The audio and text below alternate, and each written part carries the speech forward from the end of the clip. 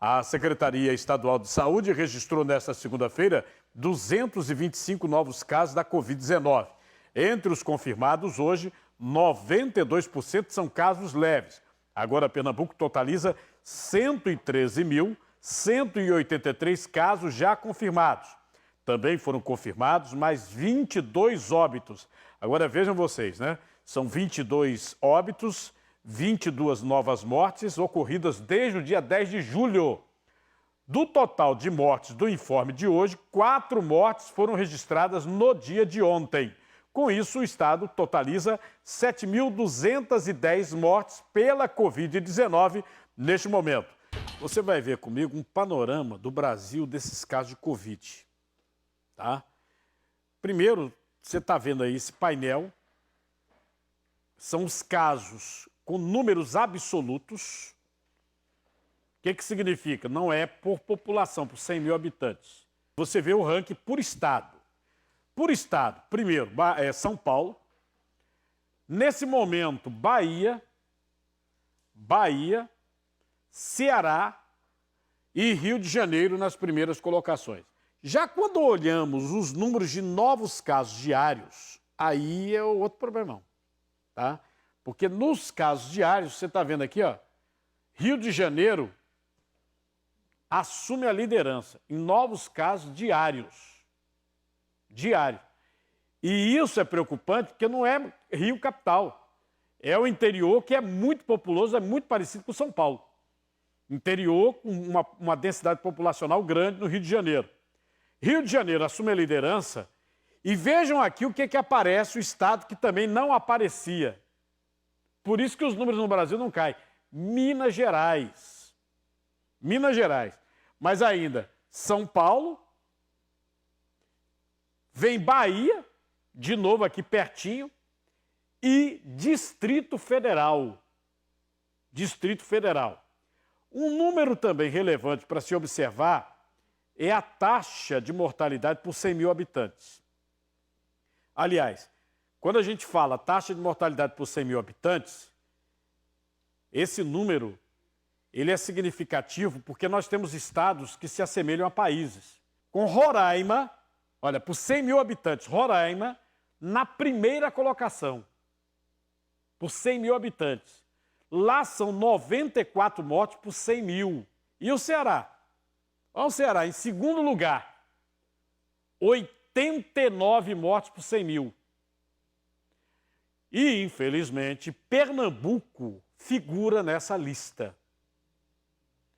Pernambuco é um dos 5 estados com mais mortes por Covid-19, que é esse dado que realmente chama atenção nesse momento, que é por 100 mil habitantes. Pernambuco aparece numa segunda colocação nos óbitos do Nordeste, só perde para o Ceará. A secretária executiva de Políticas de Desenvolvimento Econômico de Pernambuco, Maíra Fischer, e vamos saber essa retomada das atividades, porque hoje tem muita coisa retomando, né? E saber também a perspectiva, né, para o avanço, né? Essa semana, secretária, temos vários avanços, né? Boa tarde. Boa tarde, Carlinô. Boa tarde a todos que estamos assistindo na TV Jornal. Pois bem, quais seriam as atividades que estão contempladas, já começam a partir de hoje a retomar suas atividades? Carlinô, a gente não teve nessa semana um avanço dentro do plano de convivência, tá? Então, todas as regiões do estado, elas se mantiveram nas mesmas etapas em que estavam. Anúncios de atividades específicas, pontuais, que elas puderam retornar a partir de hoje. São o caso aí dos mototáxis, então mototaxistas voltando em todo o estado, tá, com novos protocolos. A gente tem também a retomada das lutas, artes marciais. Então, esses treinos também, eles estão liberados a partir de hoje, com novos protocolos. Ainda não está permitido, por exemplo, uma luta, um lutar contra o outro, né? Mas eles vão poder treinar os movimentos, fazer determinados tipos mais específicos de treino, para poder mais na frente retornar, né, a atividade de luta em si, né, de uma pessoa contra a outra. E também a gente teve o retorno dos cursos livres a partir de hoje. Já estava anunciado desde a semana anterior, mas a partir de hoje iniciam os cursos livres, né, para quem tem mais de 18 anos e com até 25% de ocupação das salas e dos espaços. Bom, secretária, se falou muito, inclusive o próprio secretário de Turismo chegou a mencionar sobre a questão de barraqueiros, outras atividades informais. Há alguma novidade para essas atividades que podem ou não, né, dependendo da situação, retornar? Bom, com relação a essa situação dos barraqueiros de praia, né, a gente entende a dificuldade já há muito tempo que essas pessoas estão sem trabalhar, sem funcionar. E aí a gente fez algumas reuniões semana passada, uma reunião inclusive com representantes, tá? Representantes aqui de Recife, de Pojuca também, alguns representantes dos barraqueiros. E a partir daí foi estabelecido um protocolo para a retomada dessa atividade. Esses protocolos estão sendo analisados agora pela Secretaria de Saúde, tá? E o Estado vai fazer um pronunciamento amanhã relativo a essa situação dos barraqueiros, com as possíveis normas, né, e formatos para o novo funcionamento dessa atividade. Secretária Maíra Fischer, olha, muito obrigado, viu, pelas informações. Boa tarde. Boa tarde, Cardinon. Um prazer estar com vocês. Portanto, vocês aí que são barraqueiros, né, o pessoal do comércio informal, comércio ambulante, amanhã vai ter uma reunião e vamos ver, né, se continuarmos bem, se os números continuarem caindo, pode ser que haja uma boa notícia amanhã para vocês. Deixa eu falar agora sobre um estudo. Esse estudo, inclusive, é novo sobre o vírus, a Covid-19. A pesquisa, ela aponta que algumas pessoas, elas podem produzir células capazes de destruir a doença num caso de reinfecção. Mesmo que essas pessoas não tenham anticorpos. Não tenham anticorpos. A célula destruiria a Covid. A médica Rossana Saboia Leitão vai conversar comigo. Doutora Rossana, boa tarde. Boa tarde, Cardinô. Boa tarde. Como é que a produção dessas células que podem combater o coronavírus é possível, doutora? Pois é, Cardinô. A gente tem na produção do nosso organismo algumas células de defesa, tanto para vírus quanto para bactérias, certo? Então, a nossa imunidade contra os vírus se dá pelos linfócitos T. Então, se a gente se expõe a vírus prévios, a gente vai ter a produção desses linfócitos T, que são linfócitos de memória, e que a gente vai ter exatamente uma imunidade para, no caso de uma reinfecção, de uma reexposição aos vírus, certo? Existe também a reação cruzada aos vírus. Por exemplo, se você já foi infectado por algum outro vírus que se assemelhe ao coronavírus atual, você pode ter uma infecção pelo coronavírus um pouco mais branda, um pouco mais amena, certo? Mas claro que isso depende de organismo para organismo, tá? E a gente tem também a produção das imunoglobulinas, que são exatamente essa outra imunidade que você comentou aí agora há pouco no programa. Então, os linfócitos T são uma produção que nós temos no organismo nosso e que vai trazer uma imunidade robusta ao nosso organismo. Só que a doença é muito nova. A doença tem uma média de 8 a 9 meses, certo? Começou em dezembro do ano passado, lá na China. Então, a gente não tem ainda a garantia de que essa produção dos linfócitos T vai ser uma produção duradoura, vai ser uma imunidade duradoura. Por isso a preocupação com relação a reinfecções e por isso a preocupação na produção das vacinas. No caso, doutora Rossana, essa pesquisa, ela poderia explicar muita coisa hoje. Gente que não teve, né, mesmo entrando em contato com pessoas que estariam com o vírus, né? Bom, essa pesquisa, ela tem respaldo? A pesquisa tem respaldo, sim, certo? Mas a gente ainda não tem a certeza do tempo que a gente vai ter de produção duradoura dessa imunidade. Por isso, o que a gente tem de mais confiável no momento contra o coronavírus é manter o isolamento social, no caso, nem o isolamento, mas o distanciamento social, a lavagem das mãos e o uso das máscaras. Esses 3 itens, distanciamento, lavagem das mãos e uso da máscara, é o mais importante, certo? Como para combater e para você não adquirir o vírus. com relação à imunidade, a gente ainda não tem a garantia do tempo da imunidade. No caso, doutora, tem um perfil do indivíduo que poderia possuir esse linfócito T, poderia ter essa célula, o perfil da pessoa que pode combater o novo coronavírus, existe esse perfil? Não, Cardinô, esse perfil a gente não tem. A gente sabe que algumas pessoas têm doenças que geram imunossupressão, que geram comprometimento da imunidade, seja por uso de medicamentos ou por conta de imunidade inata mesmo, e que a pessoa tem redução da produção de linfócitos e redução da imunidade contra vírus e bactérias em geral.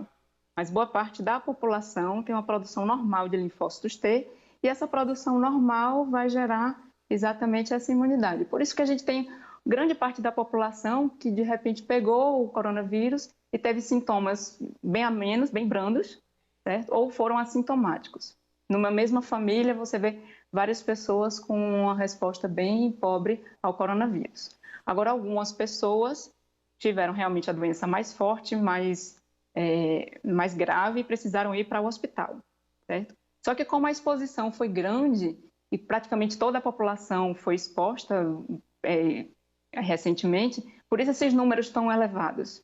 Os cursos livres retomaram as atividades hoje. Nós vamos mostrar agora um curso de inglês lá em Casa Forte, entendeu? Que é uma escola.